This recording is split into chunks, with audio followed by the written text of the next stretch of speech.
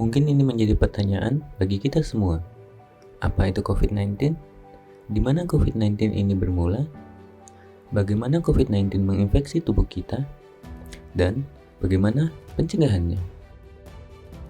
Menurut World Health Organization atau WHO, Coronavirus 2019 atau COVID-19 adalah penyakit virus yang sangat menular yang disebabkan oleh sindrom pernapasan akut Coronavirus 2 atau SARS-CoV-2, memiliki efek bencana di dunia yang mengakibatkan lebih dari 6 juta kematian di seluruh dunia.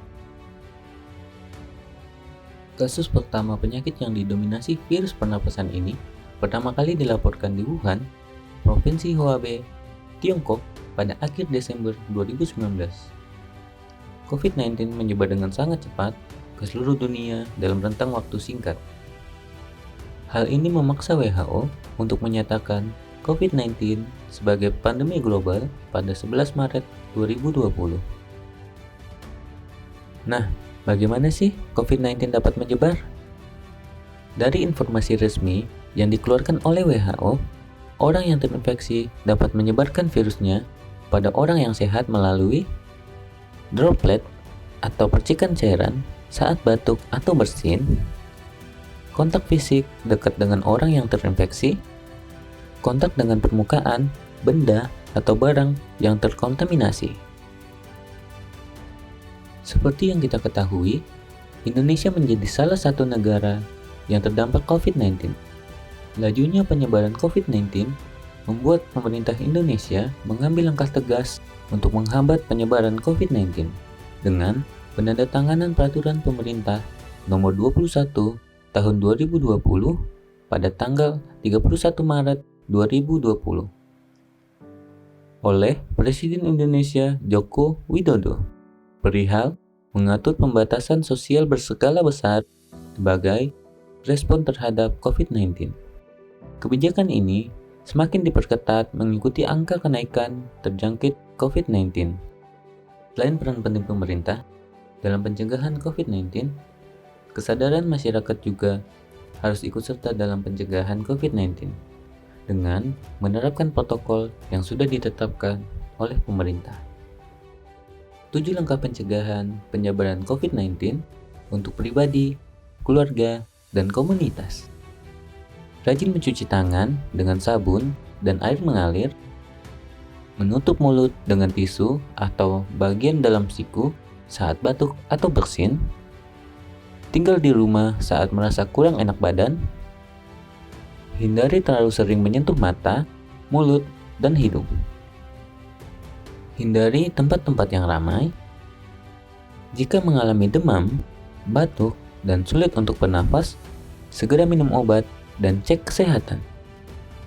Tetap pantau informasi terbaru dari covid19.go.id dan sumber informasi yang kredibel.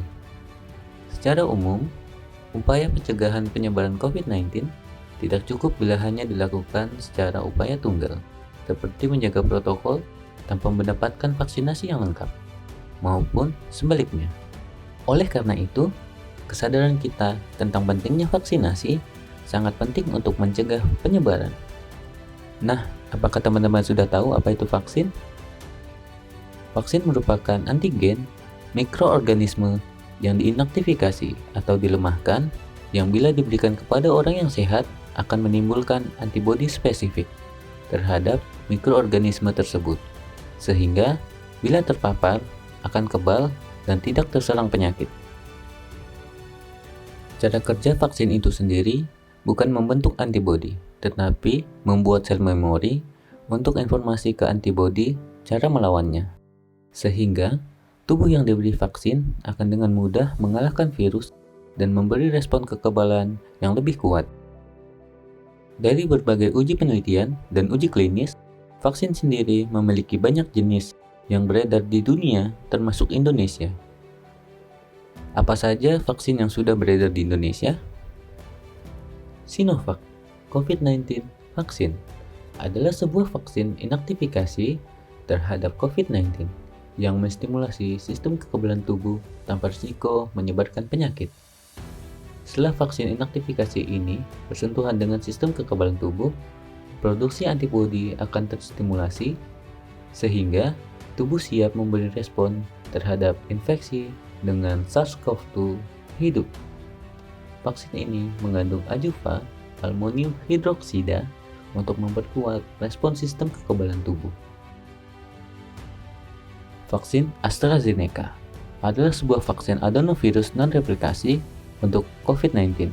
Vaksin ini mengekspresikan gen protein baku SARS-CoV-2 yang menginstruksikan sel inang untuk memproduksi protein S antigen yang unik untuk SARS-CoV-2, sehingga tubuh dapat menghasilkan respon imun dan menyimpan informasi itu di sel imun memory. Vaksin Pfizer adalah sebuah vaksin berbasis RNA duta untuk COVID-19.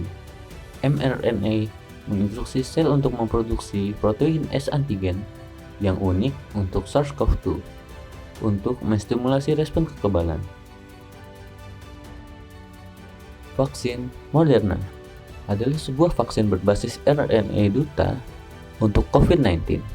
Sel inang menerima instruksi dari mRNA untuk memproduksi protein S antigen unik SARS-CoV-2, sehingga tubuh dapat menghasilkan respon kekebalan dan menyimpan informasi itu di dalam sel imun memory. Vaksin Sinopharm adalah sebuah vaksin inaktifikasi terhadap COVID-19 yang menstimulasi sistem kekebalan tubuh terhadap risiko menyebarkan penyakit. Setelah vaksin inaktifikasi ini bersentuhan dengan sistem kekebalan tubuh, produksi antibodi terstimulasi sehingga siap memberi respon terhadap infeksi dengan SARS-CoV-2 hidup. Vaksin Novavax diproduksi di India menggunakan teknologi yang berbeda dengan vaksin-vaksin corona lainnya. Novavax yang diberikan sebanyak 2 dosis berisi protein untuk membawa fragmen virus corona yang tidak berbahaya untuk menghasilkan reaksi kekebalan. Vaksin Sputnik V mendapatkan izin dari BPOM untuk digunakan pada kelompok usia 18 tahun ke atas. Vaksin ini diberikan secara injeksi intramuskular sebanyak 2 kali penyuntikan dengan rentan waktu 3 minggu. Vaksin Janssen digunakan untuk kelompok usia 18 tahun ke atas dengan pemberian dosis tunggal atau sekali suntik. Vaksin Confidexia merupakan vaksin corona yang dikembangkan oleh CanSino Biopharm, INC, dan Beijing Institute of Biotechnology yang juga merupakan vaksin faktor dengan menggunakan adenovirus. Vaksin ini sudah mendapatkan izin penggunaan darurat dari BPOM dan bisa digunakan pada kelompok usia 18 tahun ke atas dengan pemberian 1 kali suntikan. Vaksin Zihivax merupakan vaksin yang dikembangkan dan diproduksi oleh Anhui Longcom Biopharm dengan platform rekombinan protein subunit. Vaksin ini bisa digunakan pada orang berusia 18 tahun ke atas sebagai pelindungan dari virus SARS-CoV-2.